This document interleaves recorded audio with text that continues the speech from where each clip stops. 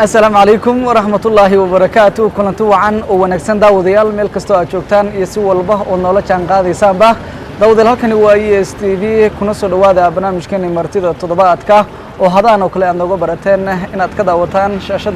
اس تي في برنامج مرتدى تضباطك على وحنا كسو قادنا إسلام كان نكون مرتقنا إن ضدك أبوانا ذا أقوى قرايا ذا شلياشة يقول بعد كستو المركز أنزلين هاي daawadayaasha ku xiran TV-ga caalamiga ee ESTV wax ay ka dhaxli karaan haddaba barnaamijka martida toddobaadkani waxayna la socodsiin doonaa anigu ah Lumaan Cabdi Axmed waxaana martigu ah waa Axmed Nuur Sheekh Cabdi Casiis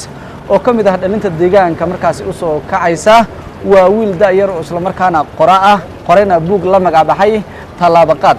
haddaba waxaan wax ka wareysan doonaa taariikh nololeedkiisa iyo waliba sidoo markaasi buugani uu qoray iyo waliba maskaxdiisa siday markaas uga timaaday buugani aadka u wanaagsan haddaba Axmed Nuur ku soo dhawow telefishinka caalamiga ah ee ESTV caalamiga ESTV aad baan ugu dhawahay waana ka mahadnaqayaa Lumaan Cabdi wayay Axmed Nuur intaana guda gelin mawduuceena amaba qorida buuggan aad qortay iyo siyaabooyin kala duwan markaas aad u qortay intaana markaas aan guda gelin waxaan jeclaan lahaa ugu horeyn inaad dadka ku daawanaya aad isbarto taariikh nololeedkaada oo kooban inaad si kooban markaasi aad nagu soo dhigto ayaan jeclaan lahaa aad baan u faraxsanahay inaad ka qayb galo barnaamijka martida toddobaadka haddii aan ka horeeyo taariikh nololeedkayga Axmed Nuur Sheekh Cabdi Casiis wuxuu ku dhashay gobolka Doolo gaar ahaan magaalada Wardheer wuxuu ku soo barbaaray dugsiga hoose dhexe ka soo qaatay gobolka Erer caasimadiisa Fiiq intaa kadib waxaan in muddo ku noolaa oo joogay caasimadda dowladda Soomaaliya Itoobiya ee magaalada Jigjiga halkaas oo ka bilaabay qoritaanka buuggan iyo waxbarashada aan rutay ee jaamacadda anoo kaaga mahadcelina fursadda qaaliga ee markaas aad noo hurtay isla markaana kugu wareysanna barnaamijka martida toddobaadka anoo kaaga mahadcelinino markan waxaan guda galaynaa dhanka su'aalaha magaca buuggan iyo waliba waxyaabaha uu ka hadlayo ayaan jeclaan lahaa markan inaad noo sharaxdo isla markaana aad noo guda gasho buugga Talaabaqaad waa buug dhiirigelin ah waa buug wacyigelin ah waa buug anfacaya cid kasta oo akhrisata cid kasta oo Talaabaqaad markaan maqasho waxay waanaysaa ilmaha yarka marka uu dhasho wala talaabo bara talaabo ayuu qaadaa Talaabaqaad qof kasta oo nolosha muddo kala jirtay qof kasta oo dhoohanaa oo ogeyn wuxuu baranayaa sidii uu noloshiisa talaabooyin ku guuleysto talaabooyin uu ka hormaro uu qaadi lahaa Talaabaqaad waxa igu dhalatay inaan qoro 2016 bilowgiisii xilligaas oo joogay caasimadda deegaanka Jigjiga Talaabaqaad waxaan qorayay 2 sano marka xisaabta lagu daro 3 sano isla noqonaysa guud ahaan waxyaabaha ugu waaweyn ee buuggan inaad qorto ku dhaliyay maxaa ahaayeen Talaabaqaad inaan qoro waxa igu dhaliyay markii aan arkay bulsho badan oo dhalinyaro u badan oo nolosha waxba ka ogeyn ayaa igu dhalatay in aan qoro buug faa'iido anfacaya cid kasta oo akhrisata inaan u qoro ayaa igu dhalatay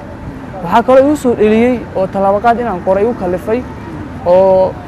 laftiisa dhalinta qayb ka ah horumarka deegaanka ka jaan qaaday iyo nabadgelyada suuban waayo qofka hadduu ku nool yahay deegaan aan horumar iyo nabad lahayn ku dhalan maayo inuu buug qoro balse fikro kale kaas ahayn ayaa ku dhalan kara marka waxa oran kara waxa igu dhaliyay bulsho badan oo dhalinyaro oo markii aan arkay iyagoo nolosha ka dhaxsan oo nolosha waxba ka ogeyn inaan u qoro buug wacyigelin ah talabaad uu soo caaday ayaa ah markii aan horumarka deegaanka ka hana qaaday aan arkay ayaan qaybtayda inaan ka qayb qaato ay noqotay Talaabaqaad haddii aan waxyar ka taabto Talaabaqaad saan hore u sheegayba waa buug dhiirigelin ah oo cid kasta anfacaya dhiirigelin marka aan ku leeyahay waa buug ku baraya naftaada ciwaankooda waxaa ka mid ah baro naftaada cid kasta ciwaankaas way garanaysaa oo naftiisa qofka qabsado naftiisa barto ayuu ciwaankaas qeexaya qofka marka suu naftiisa u baran lahaa suu naftiisa ugu kalsoonaan lahaa suu qofka wax u qabsan lahaa suu qofka adduunyadan wax ugu soo kordhin lahaa ayaa gundhig u ah waxyaabaha Talaabaqaad uu ka hadlayo sidoo kale ciwaanada Talaabaqaad waxaa ka mid ah ku kalsoonow naftaada oo isna ciwaan dhan ah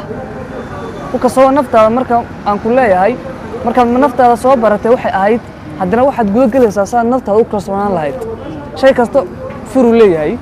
qof bini aadanka kalsoonida waa furaha weeyaan furaha nolosha ayaa lagu qeexaa kalsoonida inay tahay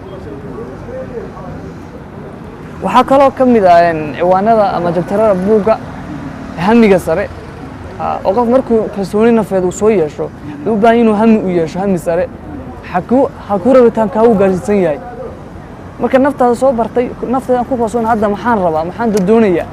hamiga sare halkaas ayay ka timi hamiga sare annagoo u soo qaadanayna oo cid kastoo akhrisa buug ogaan doonto qisa cajiib ah oo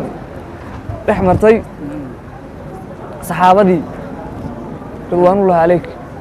imse cutub ayuu ka kooban yahay buuggan maxayse ka kala hadlayaan cutubyada kala duwan ee buugga guud ahaan haddii aan buugga tallaabaqaad aan tibaaxo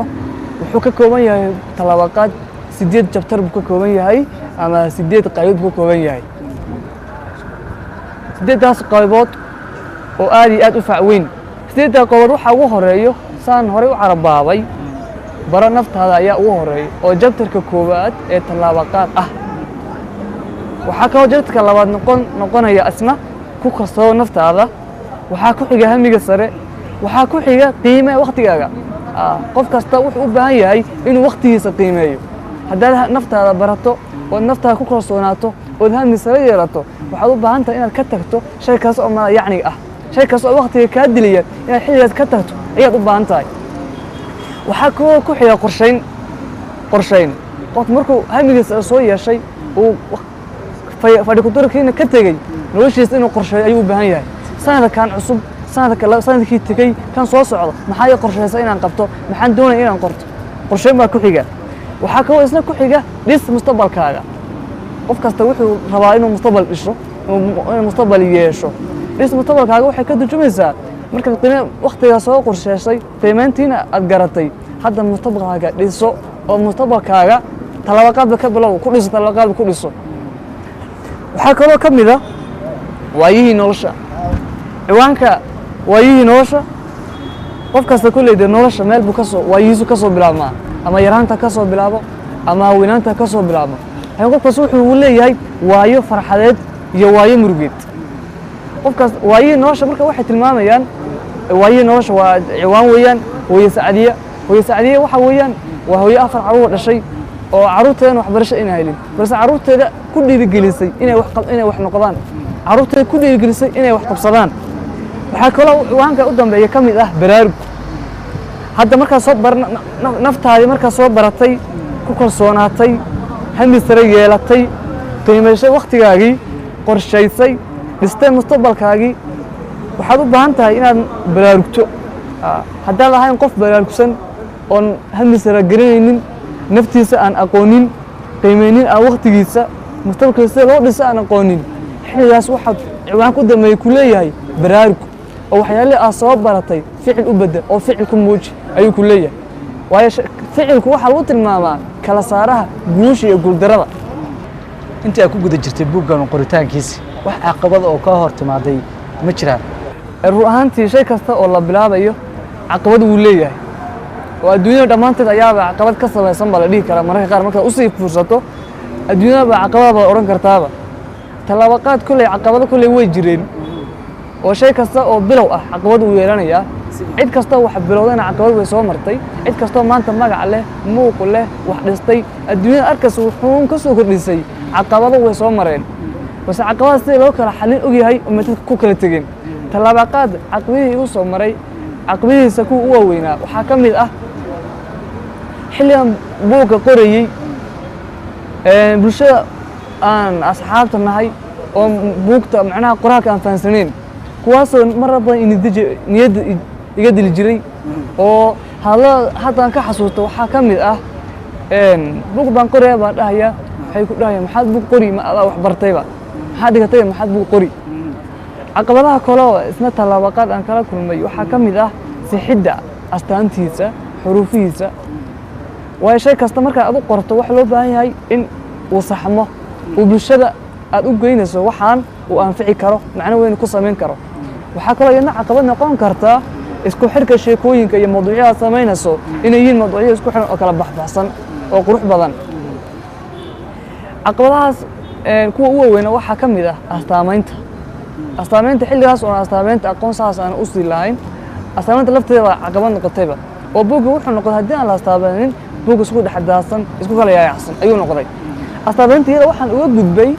oo buugga tallaabaqaad tafaadiray astaameeyey dhan kastaba ka eegay xafiiska dhaqanka iyo dalxiiska tafaadiraha guud ee buugga tallaabaqaad haddii aan sheego waa abwaan u dhashay waa abwaan Siciid Biid weeyaan tafaadiraha guud buugga tallaabaqaad waxaa saxay oo qayb ka qaatay culummo badan aqoonyahaniin iyo abwaaniin deegaanka iyo weliba qoraayo ayaa qayb ka qaatay horta markaa shay bilaabayso dadku laba ma isku jiraan in ku taageerta iyo in aan ku taageerin in ku dhiirigelisa iyo in aan ku dhiirigelin tallaabaqaad wuxuu kabtan ku soo gaaray dhiirigelin aan ka helay asxaabtayda saaxiibaday waalidkay inta way ku soo gaareen waxaana aad iyo aad ii dhiirigelin jiray bahda akhriska iyo qoraalka ee Curus ayaa markaas dhihi jiray war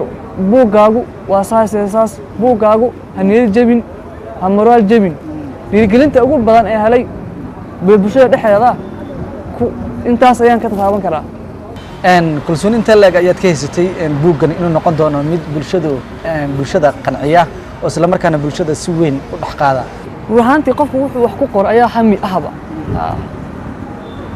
ani ahaan waxaan kolay aad iyo aad buuggan aan u maleynayay inuu noqonayo buug bulshada qof kastoo akhrista iyo bulshada dhexgal u ah falilaahi alxamdu una noqday oo tafaadira guud ee buugga waa ku sheegay uu yiri tallaabaqaad buugta bulshada ay qorto kuna xusto jiritaanka ayaha dambe ee nolosha inta aan akhriyay hami kale isna aan lahaa way jirtay qofka markuu hami leeyahay ana cabdi dhanni ilaahay wuxuu yiri kolba wax iga malaysato ma diga lisaan te kulli malaaygu ma xumeeno in buugga bulshada uu anfici doonto uma hore u sii malaystay falilaahi alxamduna uu noqday magaca tallaabaqaad buuggan waxaad ugu bixisay waa su'aal aad iyo aad u fiican tallaabaqaad waxaan ugu bixiyay horta magac bixinta buugga marxalad badan ayuu soo maray buugga magac bixintiisa cid kasta oo buugga tallaabaqaad akhrisa waxay u bixin jirtay magac cusub waxay u bixin jirtay magacyada ka horeeya tallaabaqaad haddii aan carabka yar mariyo waxaa ka mid ah hiisiga nolosha hal tilmaan habeen dhalad tisqaad handis tilmaamaha guusha tilmaamaha nolosha ugu dambeyn intaas marxalad ayuu buugga soo maray magac bixintiisa taas waxay ku tusaysaa qiimaha buugga bulshada uu ku leeyahay ugu dambeynta waxaan buugga ugu wanqalay ama buug aan u qaatay ama tallaabaqaad sababtoo ah noloshu waxay u baahan tahay inay yeelato meel ay ka bilaabato iyo meel ay ku dhammaato tallaabaqaad qofku markuu akhriso xilligaas wuxuuna guda gelayaa nolol hor leh ayuu guda gelayaa waa socodkii tallaabaqaad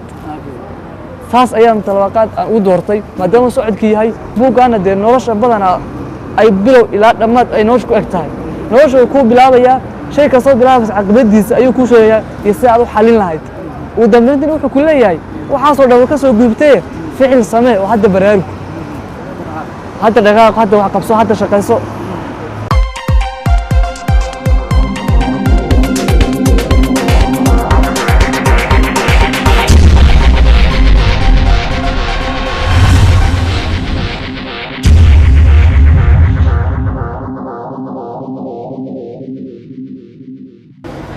buugga tallaabaqaad intaa ku guda jirtay cid ku garab istaagtay oo makaala qayb qaadatay ma jirtaa haa su'aantii aad iyo aad bay u jiraan dad badan oo markaan buuggan qorayey markaan sheekada isku xiro oo kale qofkan ula tegey masaaxib sheekadan akhriyey dadka yaraysanayoo kale ama buugga quusanayoo kale aan aqoon ku tuhmayo inuu aqoon leeyahay waxaan dhahay saaxiba sheekadan akhri intaan u keeno sheekadii buu akhrin aad buu tacajubaya ma sha Allah buu dhahayaa kadib uu dhahayaa yaa qoray anaa qoray baan dhahayaa markaas uu dhahayaa adu maada qorin markay kartid adu waxa ka yimaado ayuu dhahayaa dadka noocaas aqoonta ku day markaan u geeyo waxaan u geenayaa haddana qof positive ah kaas negative u ahaa laakiin negative-kiisi waxaa buriyey hadalkii dambe markuu yiri buuggan qiimo leeyahay aan ku dhahay anaa qoray uu yiri maada qorin negativista xaggaas ku bartay waan oran karnaa marka way jiraan dad igu dhiirigeliyey kow waxaa ka mid ah naadiga curis bahda curis qoraalka iyo akhriska iyo kubcinta bahdaas oo markaas cid kaasoo dhalinyaraha hami leh dhiirigelisa jecelna inay qof kasta oo hami leh hamigiisa u saari lahaa la garab gashaa marka waxaan abaal weyn u hayaa naadiga akhriska qoraalka ee curis kaas oo ii suurtageliyey inaan buugga heerka maanta uu taagan yahay uu soo gaadho waayo markaan sheeko qoran u keenabo sheekadii way saxayeen labada xaraf isku xidh saa u bedel ayay lahaayeen naadiga curus walow buuggu uu mawduucyo badan yahay mawduucyadaas aanan kala xigtisanaynin maadaama anuu aan qoray bal haddana sheeko aad u micno badan ayaan jeclaystay inaan bulshada i daawanaysa meel kastoo joogto aan la wadaago sheekadaas waxay magaca sheekada waa mudane cali mudane cali qof kasta uu ka taas ka garanaya inuu yahay qof magacii qofna noloshaada damaanad qaadi maayo ilaa aad adigu damaanad qaado ilaa aad nolosha damaanad qaadto adigu ma cid kale damaanad qaadi mayso una noolaato sida aad rabto noloshu ma ahan cidhiidhi dib iyo dheef way leedahay inta aadan ka fikirin maxaa noqdaa adigu dooro nolosha rabto inaad ku noolaato waa inta aadan ka fikirin maxaa noqdaa adigu dooro nolosha aad ku noolaan rabto dooro nolosha hadba dhan ha u raacin sida caleenta geedka balse u maamul sida aad u jeceshahay adigu geedka yarka ee curdaanka dabashu markay ruuxdo ay ruuxdo hadba dhan buu u leexsadaa nolosha adu sida caleentaas hadba dhan ha u raacin balse u maamul sida aad adigu jeceshahay sidaad rabto mudane cali wuxuu jeclaa inuu noqdo ganacsade isagoo ay da'diisu aad u yar tahay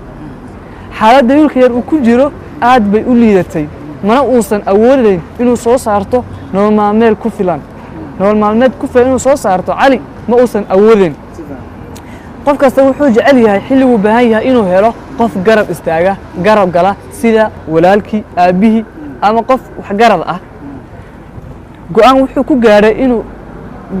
ku gaadhay inuu shaqo ka bilaabo baalashle wiilka yarka ee xaaladdaas ku jira go'aan wuxuu ku gaadhay inuu shaqada ka bilaabo baalashle si uu kaaftoomo baryada bani aadamka wuxuu garta in ay shaqadu sharaf tahay heerka aad ka bilaabayso haba hooseeye waa maalin sabti ah oo mudane cali uu ku guda jiro shaqadiisii wuxuu fadhiyaa barax weyn oo shaaha lagu cabo waxaa dhanka bidix socda gaadhi midabkiisu casin yahay muraadihiisuna hoos u dejisan yihiin si meeldhexaada ayuu darawalku u wadaa sheedda maraadda waxaa ku aadan cali oo kaba casaynaya ama kaba baalashaynaya si tartiiba wuxuu u soo socdaaba baarka meelaad u dhowaa ayuu bariigga qabtay qiiq isla saacaddiiba waxaa daaqadda bidix furay nin gurada gaadhiga saarnaa waxaana ka soo degay nin aan dheerayn gaabnayn kabaha uu xidhan yahay waa buudh midabkoodu yahay bunni dharkiisu waa suudh madow ah indhihiisu way bannaan yihiin oo micnaha wax muraayadaha ay okiyalo ma xidhna waxaa garab socda wiil uu dhalay oo labiska aabbihii oo kale xidhan socodkii ay socdeenba waxay la hadleen baalashle cali oo nin kasta kabihiisa eega ayaa degdeg u soo qaaday ma laha wax boor ah haddana wuxuu rabaa in loo baalasheeyo kabaha cali wuxuu ku yidhi ninkii maqabenka ayuu ku dhahayaa kabuhu way cusub yihiin ninkii baa ugu jawaabay waxaan rabaa in aad lacagta qaadato sidii buu ku siiyey lacagtii wiilkiisii oo aan sidaa uga sii fogeyn ayaa ku yidhi aabba wiilkan xaafadda inoo gee aan wada ciyaarnee arrinkii buu cali u sheegay wuxuuna ku yidhi ani ayaa damaanad qaadi noloshaada iska daa shaqadan oo ina mari qoyskayga aad ka mid noqotidi wuxuu ku yidhi de markuu arkay wiil yar oo aad u dayar oo shaqaysanaya oo baalasha ka shaqaysanaya ayaa kiisii yaraa ay isku da ahaayeen ayaa ku yidhi aabba kan yarka aan wada ciyaarine inoo qaad cali arrinkii buu u sheegay arrinkii cali wuu ka midiidi doonaa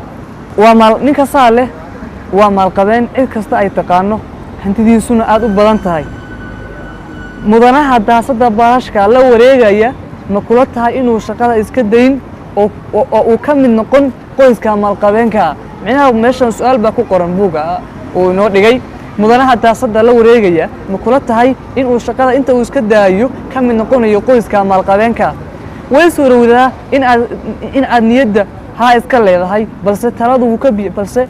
wuu ka biyo diiday wuxuuna ku yidhi beri ka maalin haddii aad dhimato naftayda saw cidlo soo istaagi mayso cali markii uu sheegay ninkii maalqabeenka ahaa wuxuu ugu jawaabay beri ka maalin markii aad dhimato sow nolosheeda cidlo soo istaagi mayso ayuu cali ku jawaabay aad buu ula yaabay maalqabeenkii wuxuuna ku yidhi haa markuu jawaabta helay ayuu yidhi bes idaa haddaba aan iska xogsade sidii ayuu wiilkii yaraa shaqadii ku shaqaystay bal ka waran maanta mid badan oo baashla haddii la dhaho ama dee shaqaystaba kaalay shaqada iska daayo ka mid noqo qoyska maalqabeenka in badan oo maanta aaminsaneen in dee qofka damaanad qaadaya uu dhimanayo ama xaalad kale ay kusoo gudbunaan karto way iska yeeli lahaayeen laakiin cali wuxuu gartay inuusan wuxuu shaqaysta u anfacayo balse uun anfacayn qof kale wax uu u shaqeeyey qof kale wuxuu u taray marka sheekada mudane cali aad buu u dheertay inta ka laaban insha allah waxaad kala bogan doontaan buugga tallaabaqaad insha allah inta ku guda jirtay buuggan cid ku dhiirigelisay ama garab istaagtay oo buuggani kugu taageertay qoritaankiisa ma jiraan ru'aantii dhiirigelinta way jiraan aad iyo aad bay u jiraan dhiirigelinta haala aan dadka ku dhiirigeliyo oo qof kasta oo ku dhibca qof kasta bedela markay maqlaan way jiraan waxaana ka mid ah 2 muuqaal oon duubay oo ku jira baraha ma dhammaan rajadii iyo aan kuu sheego guusha dhabta qofku markuu niyad jabo moraal jabo wuxuu aaminaya inay rajadii dhammaatay laakiin muuqaalkaas markaad daawato waxaad ogaanaysaa in ay rajadii marna ay dhammaanin balse aduu nolosha inta aad nooshahay rajadun aad leedahay muuqaalahaas baa kolley dabcan ka mid ah way jiraan waa tahay daawadayaal weli halka aad nagala socotaan waa ESTV waxaan ku guda jirnaa barnaamijkeeni martida toddobaadka oo marti ugu yahay Axmed Nuur Sheekh Cabdicasiis Axmed Nuur qoraa oo kaliya ma aha waa wiil markaasi dadka amaba bulshada dhiirigeliya una soo diyaariya sheekooyin iyo waliba erayo aad u macaan oo markaasi bulshada uu ku dhiirigelinayo markana waxaan jeclaan lahaa inuu sheeko gaaban oo markaasi asagu soo diyaariyay oo dhiirigelina inaan la wadaagno haddii aan soo qaato muuqaal dhiirigelin ku bila ciwaankeedu yahay aamin naftaada waa aamin naftaada cid kasta oo dunida ku nooli waxay jeceshahay inay ku noolaato nolol raaxo leh oo aysan ku mutaysan dhib oo aysan ku mutaysan daal oo aysan ku mutaysan rafaad waxay jecel yihiin inay si dhiiban u guulaystaan iyagoon ka soo gudbin marxaladahaas sidoo kale in badan oo inaga mid ah nolosha waxay ka doondoonaan kala raadiyaan dhul kale qof kale cid kale iyagoo naftooda aaminsanayn iyagoon dhulkooda aaminsanayn miyaadan ogeyn in badan oo kaa maalqabaysan kaa aqoon saraysa oo is leedahay sidoo kale allow yaa kaa dhiga maanta sidoo kale allow yaa kaa dhiga qof magac leh inay soo mareen marxalad ay ugu horeeyaan shaqo badan rafaad badan daal badan niyad badan kuwaas oo kaga soo gudbeen aaminsanaanta naftooda dhammaanteen haddii aan aamini lahayn nafteenna waxaan noqon lahayn dad naftooda hormariya kartidooda hormariya dad iskooda wax u soo saarta sidaan isku filaansho ku gaara adigu markaad aaminto xirfadaada shaqanimo xirfadaada haybadaada hibadaada aaminaanta kadibna aad ku shaqaysato waxaad tahay qof naftiisa hormariyey haddaba adigu ma aaminsan tahay inaad adduunyada wax ku soo kordhin karto ma aaminsan tahay in aad naftaada hormarin karto ma aaminsan tahay in aad inta aad riyooto riyadii aad ku riyootay kaga dhabayn karto ma aaminsan tahay in aad hibooyinka eebbe ku siiyey aad soo badhin karto ma aaminsan tahay qofnimadaadan cajiibka ah ma aaminsan tahay hibooyinka eebbe ku siiyey ay ka midka yihiin garashada caqliga iyo maskaxda haddii aad leedahay anigu intaa oo dhan waan samayn karaa anigu waxaan ahay qof naftiisa aaminsan dhulkiisa aaminsan afrika anigu waxaan ahay qof geesiya qof dhaliishu aysan saamayn ku yeelan qof u heelan jecel sidii uu nolosha heer ugu gaari lahaa sirta aan kuu sheegay ayaa ah aamin naftaada si aad u gaadho halka aad adigu jeceshahay dhiirigelintaas kooban ee la dhaho aamin naftaada waxay ka mid tahay dhiirigelinta ama hibooyinka eebbe siiyey ee aan dadka ku wacyigelin karo ee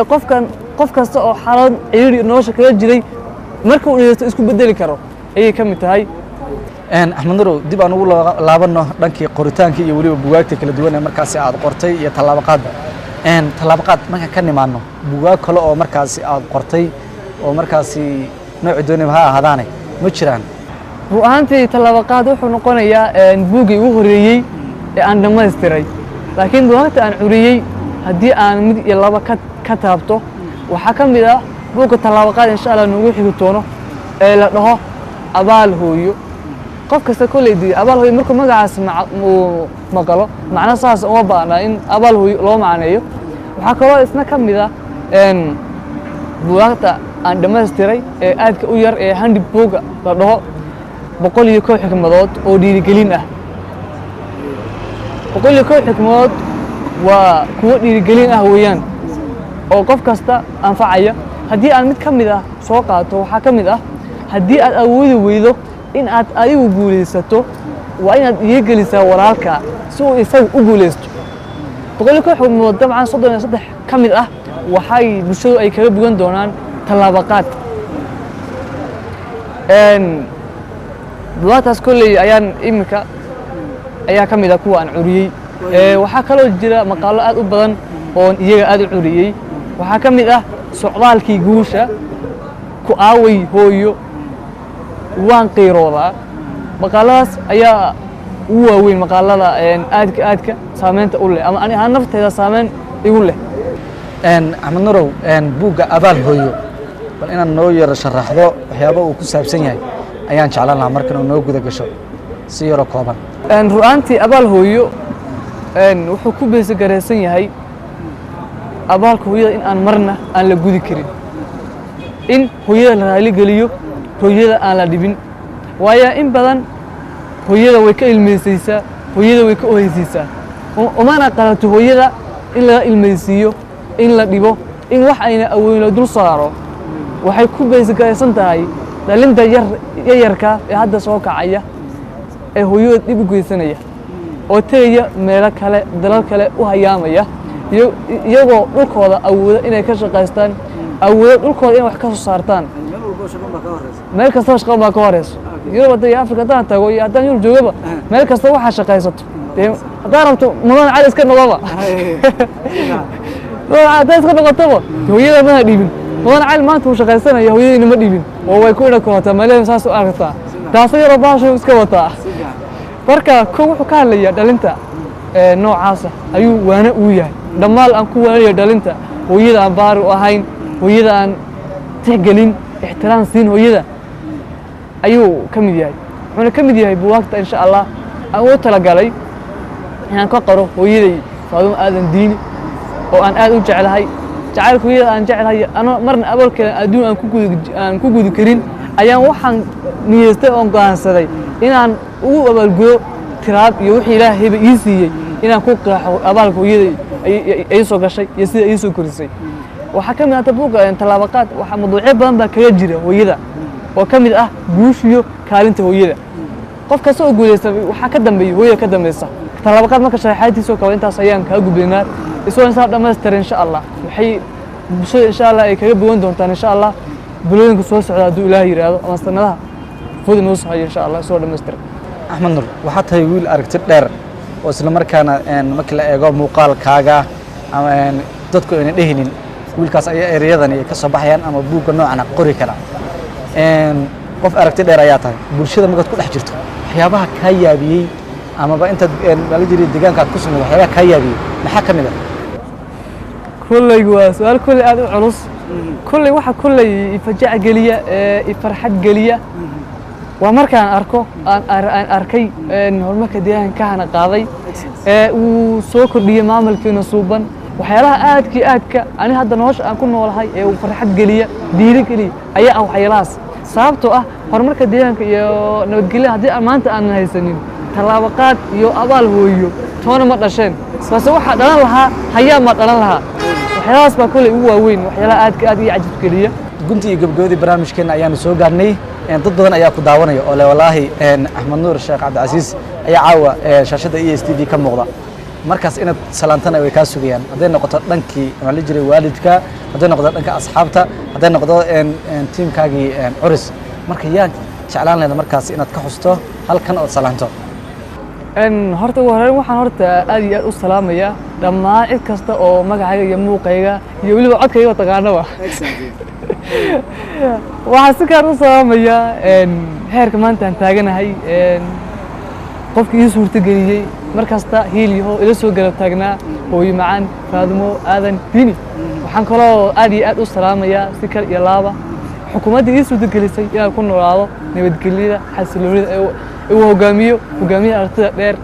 cabdi maxamuud cumar iyo dhammaan xubnaha kale xisbiga waxaan kaloo salaamayaa dhammaan bahda tiimka curus anigu oon kala qaadayn kala reebin si gaar waxaan u salaamayaa walaalkay mubaarak sheekh cabdicasiis walaasha nimaan sheekh cabdicasiis amneel sheekh nuur maxamed sheekh nuur adiga hadda iyo hor fadhiyada sidoo aad baan ugu salaamayaa sida fiican ayaa ii suurtagelisay inaad barnaamijka aad iga soo marti qaato kulley salaanteeda kulley intaan ilaaway waxaan leeyahay moodka iyo ilaawano kulley ma ilaawin taas ayaan leeyahay waa tahay daawadayaal waxaan filayaa inaad si aad uga wada boogateen barnaamijkeeni martida toddobaadka ee toddobaadkani aan ku soo qaadanay isla markaana marti nagu ahaa Axmed Nuur Sheekh Cabdicasiis oo ah wiil daayar oo isla markaana qora ah soona bandhigayay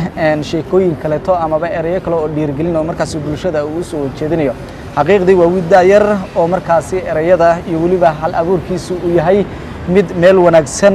marayo isla markaana aan jeclahay inaad ka wada hesheen buugaas uu qoray iyo waliba sheekooyinkaasi uu niisoo gudbinayo waana uga mahadcelinaa fursadda qaaliga oo markaasi uu nasiyay haddaba akhyaaray barnaamijkani waxaa soo saaray isla markaana inala socodsiinayay waanigu ah Lumaan Cabdi Axmed dhanka kaameradana waa saaxiibkay Axmed Nuur YB tan iyo intaan dib hawada ugu kulmi doono barnaamijkan mid ka xiga toddobaadka dambe hadduu Allah wada la yiraahdo nabadgelyo kaga mahadcelinaya fursadda qaaliga aad baad u mahadsantahay